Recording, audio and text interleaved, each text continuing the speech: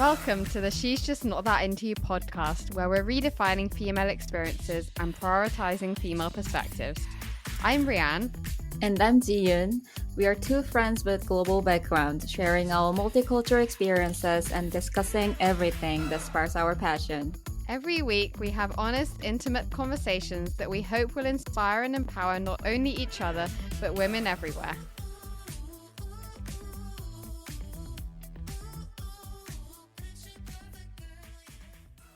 Hey everyone, welcome to our latest episode.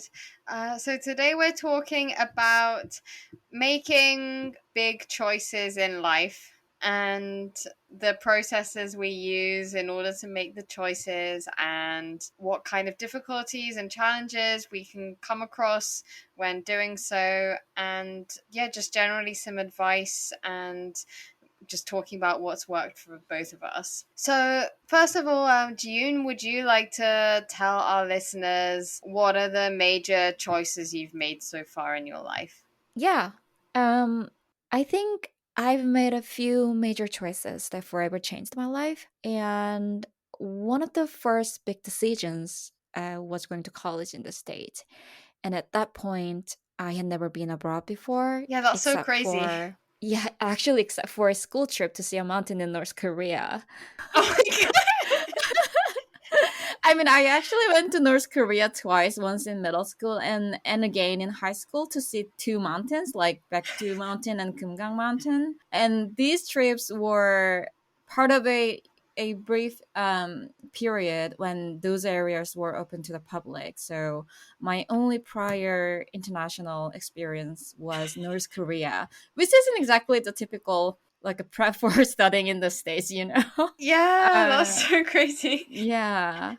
So I went to college in the States. And back then, I made another choice that everyone thought was pretty bold, which was taking a semester off to stay in Sri Lanka for 6 months to do community service. So, how I came to do that, back then, I came across this international development program run by the YMCA, and I just knew that I had to do it. It was just my gut feeling. Then, when I was applying, I was supposed to choose which country I wanted to go.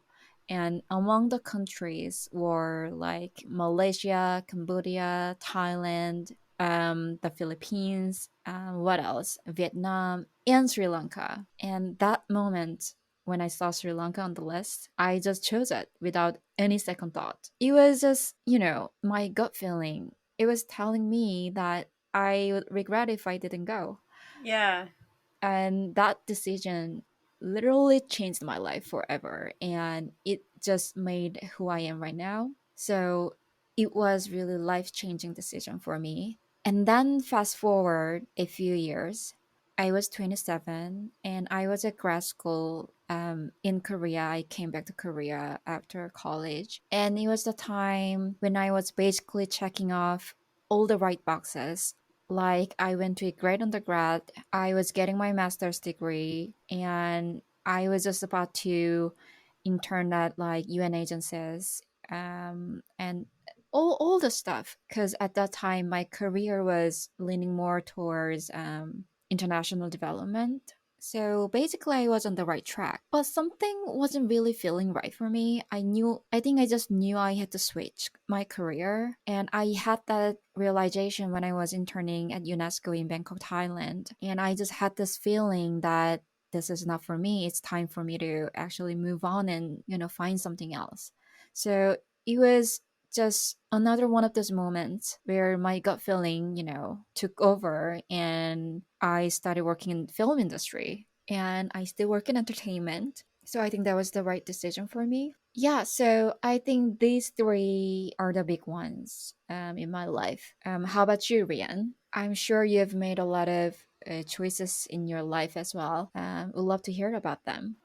So I would say there are two major decisions I made that were kind of, for me, I think they were major decisions in that both times they kind of interrupted the course that I was already on and took me in a different direction, or took my life in a different direction, I guess. Mm-hmm. One of them was that when I was in middle school back in the UK, I decided that instead of staying at the same school and continuing my high school there, instead I would go to a different school for high school. Mm-hmm. Which at the time was quite a big decision because the kind of default option was to stay at the same Right. school, right? Mm-hmm. And I had never thought about changing to a different school. It just wasn't something that I ever had thought about until randomly when it came to the time of making the choice to do so, I just randomly decided that it was the best idea for me. Oh, okay. Um, Interesting. yeah, and then my other decision that really changed the course of my life was when I was 28, so a couple of years ago, I just randomly decided, after having lived in the UK for my whole life, I decided to move to Japan. Actually, that decision was not as random because I spent about 2 years going back and forth deciding whether or not I should do it or not. Yeah, so that was quite a big decision, and it took some time to work out what to do. Speaking of which, I would love to hear whether you have any kind of process for what you base your decisions on. Like when you make decisions, do you think about certain things in order to do so? I think I just did what felt really right for me. There wasn't any grand master plan to do stuff. It was more like this internal voice telling me I have to do this or I will regret it later on. So I think I've just always been, just like the just do it type of person. And it didn't occur to me until I actually started to think about these decisions I made that these were actually my intuition guiding me. Right. And I think I've always just trusted my own voice, even when it didn't make sense to other people. Come to think of it, I think it was natural that I'm like this because growing up, I was really mesmerized by this idea of listening to my own inner voice. And I think that's because of my mom, Okay. because she really liked the movies like That Poet's Society. You know the movie, right? I've never watched it, so Wait, but you know, oh my god, but you know of the movie. Like you know that the movie exists. no. Oh my god. Oh my god. Wait, but I think you know that famous scene where the students stand up on their desks and say, "Oh, Captain, my captain," to Robin Williams. No. Wait, are you serious? Are you looking it up right now? Yeah, is it? Oh my Yeah, I'm looking it god. up right now. I've never seen it or heard of it before. You should definitely check it out. So anyway, so my mom loved movies like that, which made me like movies like that, and phrases like "carpe diem," which was in the movie, and it meant seize the day or live in the moment, be present. So this sort of philosophy shaped how I approached everything. I think from when I was really young. Yeah, I think that was just basically it. Yeah, it's interesting because for me, I feel like sometimes you do stuff that to me seems quite random and impulsive. Yeah, I do that a lot. Like when you randomly decided to buy a puppy or Oh, just when random. I adopted Benji. Yeah, and the one before that that you were fostering. Oh, right. Yeah, definitely. Or like randomly deciding to get a tattoo or randomly deciding to travel to a foreign country. Yeah, I think I do make those kinds of, decisions a lot. And I think a lot of the time people around me are pretty shocked by those decisions or how fast I make those decisions because they seem to be so big or so important a lot of the time. And I make those decisions like it's nothing. But I think I'm really lucky because I know that some people might think that I'm really impulsive or like really spontaneous, but most of my friends actually admire this part of me. They are more intrigued by it or like maybe the courage, I would say. Yeah, But completely. like, Yeah, no, it's yeah. something that I really appreciate about you and Hmm. that I find really inspiring. But I think that's why we are friends, because people people like who wouldn't see that way about me, they wouldn't be my friends. oh yeah, Yeah, yeah. but when it comes to like my parents, it's a totally different story because they supported me financially and emotionally, but at the same time they really struggled to understand my decision making process. Like Okay. Because I wasn't exactly the type to give my parents a lot of warning. Like, for example, like when I was in high school, I just casually told them like, "Oh, by the way, I want to go to college in the States, so I'm gonna just take the SAT and start prepping for it." And that was it. So this was literally like out of nowhere for them. Yeah. And Sri Lanka was another example. Like when I got accepted to the program, I hadn't even mentioned it to my parents until after I got accepted. Oh I my just god. told him like, "Oh, I got accepted to this program, so I'm going. I'm taking a semester off." So I think like looking back, I can imagine how much this freaked them out. Like they are Asian parents and their daughter traveling alone like to a country they never probably thought about before or even heard of. So yeah. But I think you are more of a person who talks to your mom more often about your plans and lets her know about everything, right? Yeah, yeah, I wouldn't do what you did. I wanna hear about how your friends or how people around you react to your decisions or decision making process and stuff like that. Yeah, I think it's interesting because even though I feel like compared to you, I'm a lot less impulsive and risk taking when it comes to making decisions. A lot of the times, whenever I've made a big life decision, like moving to a different place for high school or moving to Japan, people around me tend to be quite surprised or shocked. Maybe it would seem to them a bit kind of illogical or random Mm-hmm. if I'm Right. doing something that would take my life in a different direction when my life is already seemingly okay in the direction it's in right now. And I think for me, it doesn't really affect me that much when other people around me are shocked by my decisions because, firstly, it's not their decision. And secondly, usually, even if it does seem kind of illogical or random, I've usually thought about it really carefully by myself before I actually choose to make the decision. And also, I guess I probably also have a stronger intuition than Yeah. Other other people. people. Yeah, Mm-hmm. which we can talk about later. Yeah. And I think for me, I think I secretly enjoy most of the time those responses from other people. Like when people are shocked by, my choices and my decisions and when they're shocked or surprised, I think I know that I was making the right choice, Yeah, you yeah, that know? makes sense. Yeah, yeah. Yeah. Yeah, maybe it's because I am like ENFP or something, but I think it's because I also trust my own inner voice. Above the opinions of other people, right? Yeah, yeah. Um, which kind of brings us on to the next thing we want to discuss, which is, things that can cause difficulty or challenges that can come up when making major life decisions. One Mm-hmm. of which is worrying too much about the opinions of other people. And yeah, so I thought maybe we could talk about that next. Yeah, I think it's time for us to be a little more realistic, because making big life decisions isn't always just about following our own hearts. And I think there's a lot that can complicate things along the way. For me, I think financial situations play a huge role. Yeah. Like when I was younger, I didn't have to think about money as much, which made following my gut a lot easier. I made choices without worrying about where my next paycheck is coming from because my parents supported me until I graduated from school.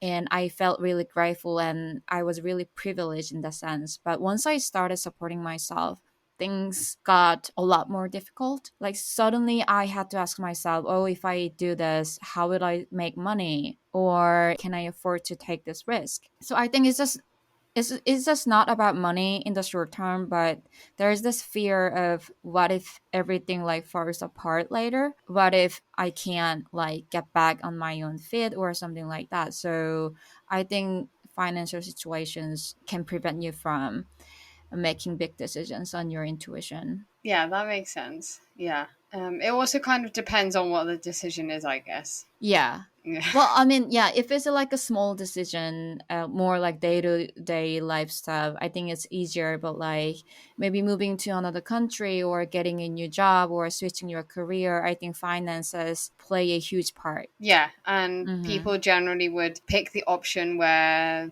they feel more financially secure, I guess, right? Definitely.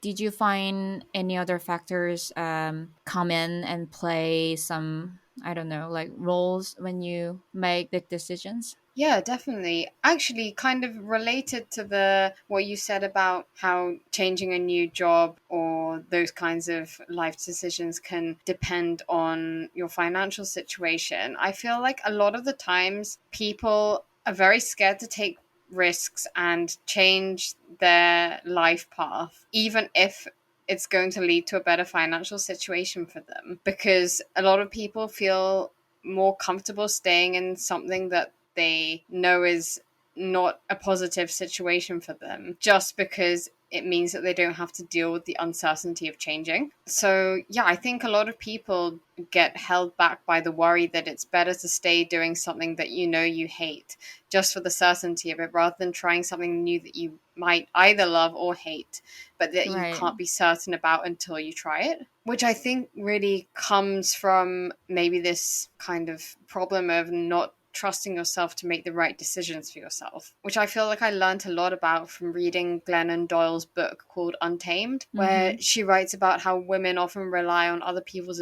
opinions when deciding on what to do rather than Right. relying on themselves or their own intuition. And yeah, she writes about how women are often worried about the opinions of other people so much that it kind of drowns out their own voice or their own intuition, their own thought process. There's this really memorable part of the book where she writes about how whenever her son is playing with his friends and she goes and asks them if they're hungry and they want something to eat, they all individually will say either yes or no without looking around to see what the other people think. Whereas when she goes to her daughter and her friends, they always kind of look at each other before answering Mm-hmm. about whether they're hungry or not.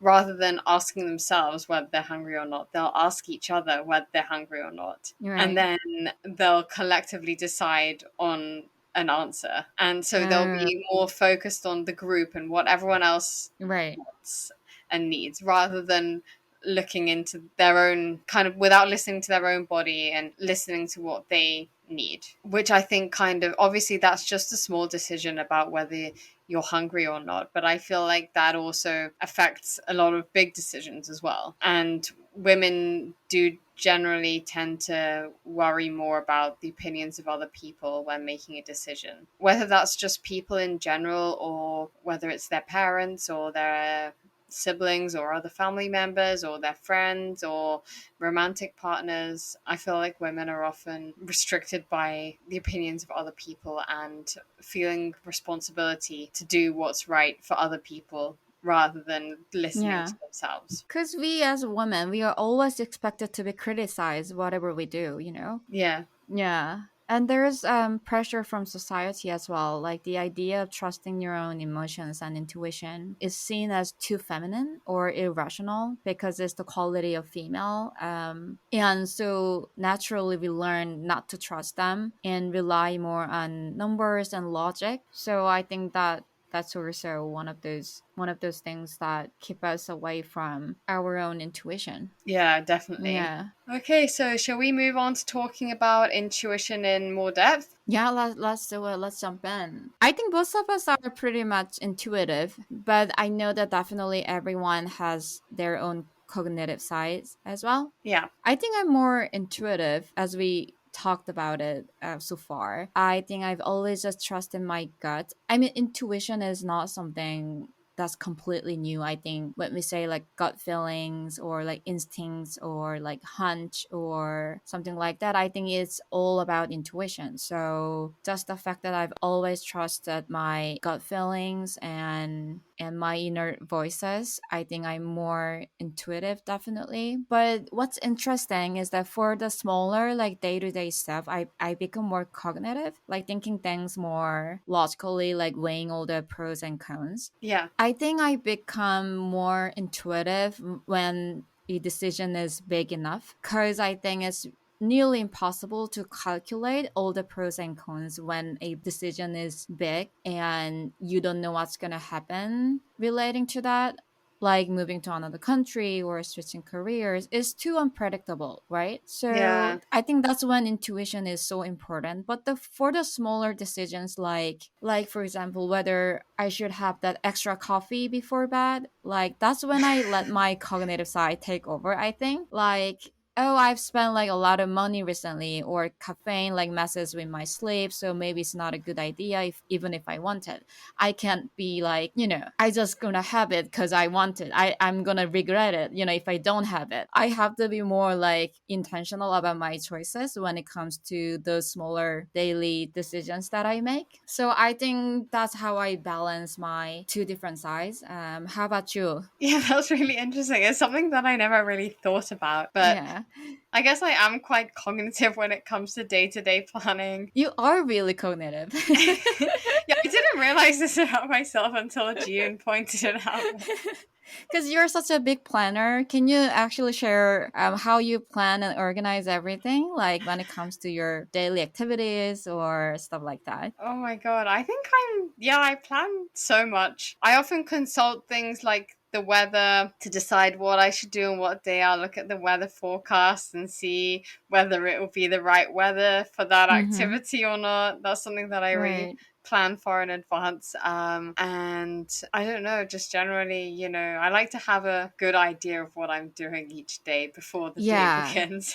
I think in that sense, I think we are really different, especially when we travel. Like for example, when I'm traveling, I literally have like zero plans. Like I just go out and just walk around the street, and if I see something that's like interesting, I'm like, oh, that looks really interesting, I'll just do it. But you, on the other hand, have like a whole list of restaurant and places to go, and and just literally just everything, right? And you Yeah. you actually have like all those pins on your Google Maps and all the recommendations that you want to tell to your friends later on. So I think that way we are really different. Yeah, that's so true. Especially when I'm showing people around. When I'm being a tour guide, I definitely like to plan really far in advance. Yeah. Well, I feel like people talk a lot about numbers, logic, and like cognitions and stuff. We can talk more about how we can use intuition for big choices or big life decisions, and how we can actually be more intuitive. Yeah, so I think the problem is that we often look everywhere for answers apart from within ourselves. But trusting your own intuition is much more important than asking everyone else's opinions or what they think you should do, and asking other people for advice or doing research, especially when it comes to a big life decision like whether you should get married to this person or not. Or it's in the at the end of the day, it's gonna be you who's in the marriage, not any Mm-hmm. of your neighbors or your friends or your So I don't true. your Yeah. sister's cat's boyfriend or whatever. Like, you shouldn't be asking other people for advice about the big decisions in life like that, right? Mm-hmm. And for me, I think one of the main things that made me realize that I really needed to listen to my intuition when it came to whether I should move to Japan or not was that I was always, as I said, I spent about 2 years or so going back and forth, not sure what to do. But every time I thought I'd made the decision that the right thing for me to do would be just to stay in the UK, after a couple of months, the thought would still keep popping up like, Yeah. oh, maybe I should move to Japan.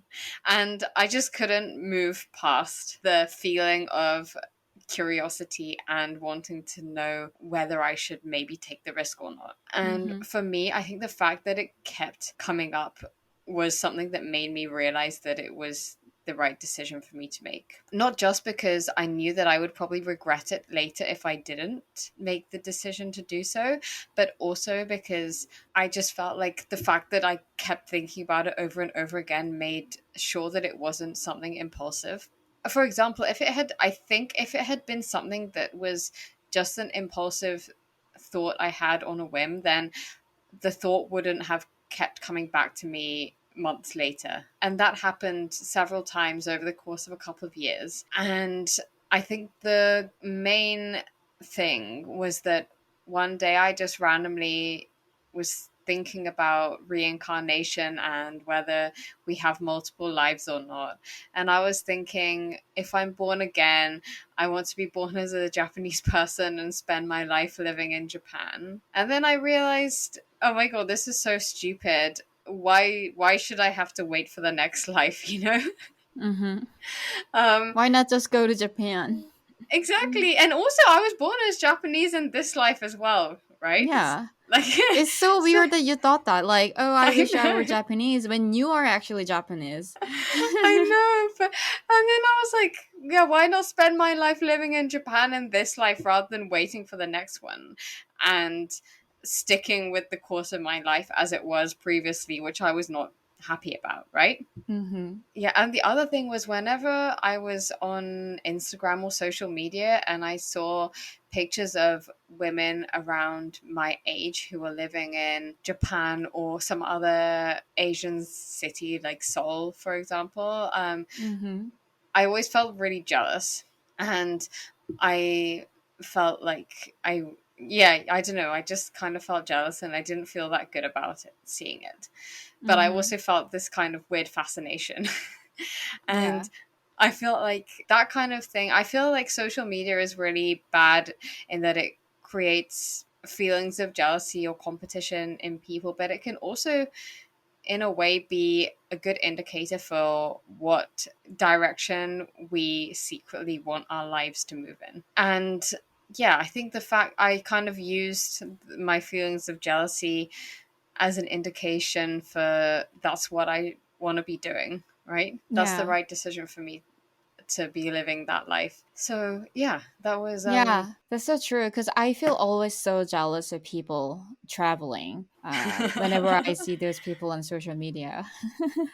right. But yeah, that's the thing. Like whenever I saw pictures of people getting married or engaged, I never felt jealous at all, and I just felt like it was a chore that I Yeah, I always feel like, oh, that's gonna be a lot of work. yeah, exactly.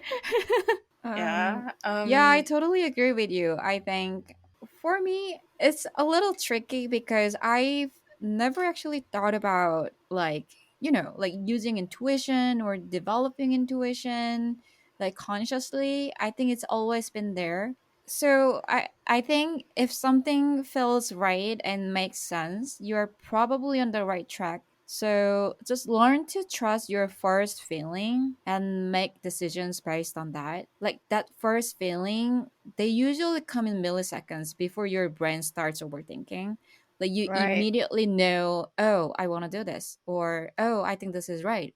Or sometimes it can be like, oh, I don't think this is right. The other way around. Oh, I'm actually not feeling this is right or something like that. So just learn to trust your first answer and make decisions based on that and learn to grab onto that initial instinct before that overthinking kicks in and just hold on to it before you let your logical brain starts working and just ground yourself. And if you're worried too much and you can still ground yourself in those thoughts later on, like to confirm that you are still on the right track. Like maybe you can have more of your cognitive sides later on, maybe planning in more details about your big decisions and stuff like that. But when it's about making the decision itself, I think you need to trust your first answer. Yeah, Yeah. that's so true. And Mm-hmm. also, I heard that another good point of reference for making a big decision is that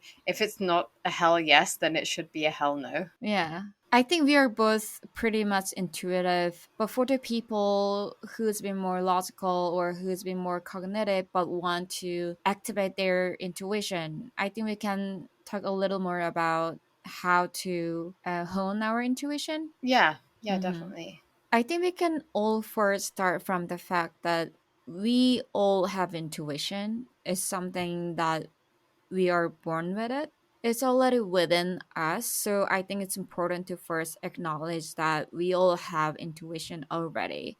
It's not something external that we have to search for. It's innate and it's inherent part of ourselves. A lot of the time we overlook our intuition because we are too focused on external opinions or expectations from other people, but intuition has always been there, trying to guide us beneath the surface, but we never really listen to these voices. So I think instead of trying to discover it as if it's something new, I think it's important to recognize that it's already there. Yeah, so let's start from there. How about you, Rian? What do you think? Yeah, so I think it's really hard to hone our intuition in a world that's teaching us to do the opposite and live like sheep. Because obviously this makes us easier to market to and make money from. And our education system is not at all geared towards helping us understand our intuition or be in tune with our intuition, because obviously it's more advantageous for a capitalist society to create a lot of people who don't know what they want. And that obviously means that they're more easily able to be marketed to, and yeah, just more. It's just going to lead to a more harmonious society Right. where a lot of people are happy to follow orders from authority and just not really think about what they're doing. So I would say that anyone who doesn't feel like they're in touch with their intuition shouldn't be too hard on themselves, because I think you first need to acknowledge that our society and our education system and is just not at all helpful for honing this part of ourselves, which means that we need to use other tools and resources that are available to us in order to do Mm-hmm. so, right? So, Gian, actually, I would like to hear about your experiences with using meditation to hone your intuition. Oh my god, yeah. On that front, I think I talk to myself a lot. Like I'm really focused on having my own like me time, whether it's like journaling or meditation. Like for example, I did a lot of meditations like dance meditation where I'm supposed to dance for like an hour without thinking about anything else, or even like a scream meditation where I could just release all the negative energy and just ripping up papers and throwing pillows and just screaming, you know? It was called like contemporary like active meditation, originated from like India. So it was all about like just releasing all those negative and unnecessary energy that's been building up on yourself. Really about clearing your own mind, and that really helped me a lot to listen to my own like core inner voice. And I also did this thing called The Artist Way. It's actually a book, Yeah, I've read it. and you've heard it, right? And Yeah, in I've the read it, book, yeah. yeah, she talked about, how important it is to actually write like 3 pages of whatever was on my mind first thing in the morning. Yeah, It's morning like, pages. yeah, morning pages. So I also did that before when I was in college, and it really helped me a lot clearing all those noises in my life. Yeah, I think those sort of activities are really helping when it comes to tuning into your own intuition. Yeah, I think like back on the point that I made beforehand about how our society is not set up for us to listen to our intuition. A lot of the times when you go into supermarkets or other shops, they're playing loud music, right? Yeah, So that kind of thing is purposefully there to make us drown out our inner voices and be more susceptible to listening to the marketing around us, and we end up buying more stuff that we don't need because of it. yeah, So yeah, like you said, it's so important to have time to be quiet with yourself and really be able to listen to yourself, right? right, right. And yeah, speaking of journaling, we actually both did something called the 30-day challenge, which is kind of a journaling challenge that has the purpose of making us kind of work out what we really want. I thought it was really helpful. Maybe we can do another episode where we discuss it in more depth. But basically, every day you just answer three questions, which are what filled me with energy today, or what filled me with enthusiasm today, what drained me today, and what did I learn today. Yeah, and then at the end of the month, at the end of the 30 days, you go back and you basically read through all your answers, and then you, based on that, you can work out what filled you with enthusiasm that month, what drained you that month, and what did Right. you learn about yourself that month, right? Yeah. So, yeah, it's a really good technique, I think, for getting in touch with your intuition and working out what you really want. Yeah, I think the 30-day challenge is really helpful for people for those who rely more on numbers and logic, because Yeah. it helps you to understand your emotions and what your mind is telling you. Like for me, actually, I didn't discover like anything new through that challenge. Oh, It was really? interesting because it was almost like reconfirming process that tells me, oh, what I've been feeling was really right, you know? Yeah, yeah. So I think it's important just to know how your mind or body actually feel about something, and that activity is really a great way to reflect on that. Yeah. I would say also another important thing when it comes to honing your intuition and trying and getting in touch with your intuition is that intuition is never something negative. As in, if there's a voice that's telling you negative thoughts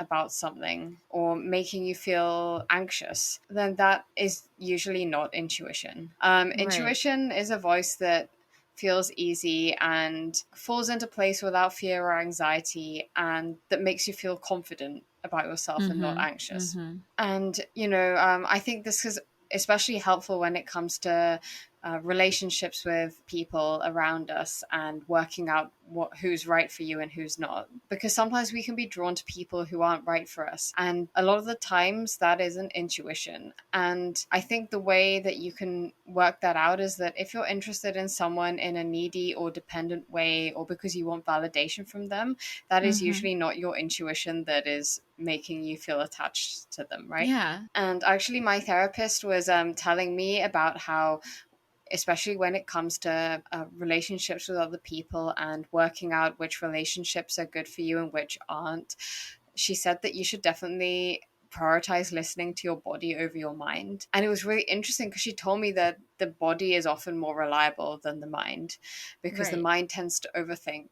And, Mm-hmm. if you, she told me that you should listen to your gut instinct. And also, this was something that was really interesting. She was telling me that you should listen to whether someone makes you feel drained or makes you feel energized after you've spent Mm-hmm. time with them. And she said that if someone makes you feel energized, it's a sign that they're the right person for you. And if they make you feel drained or physically tired afterwards, then it's your body is literally telling you that they're not the right person for you to be around. So that was really interesting. And another thing I would say also is that we should never ignore gut instinct about following a passion.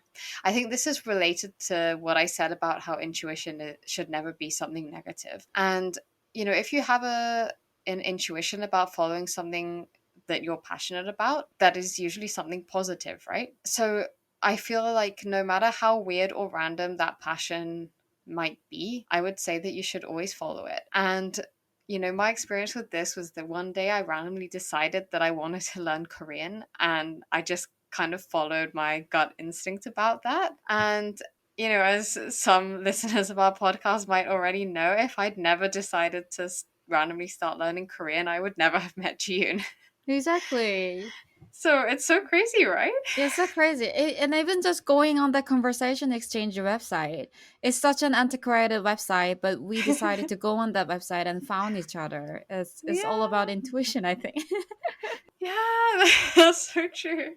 Rather than Bumble BFF mode, we chose that way to find something, and this is how we ended up.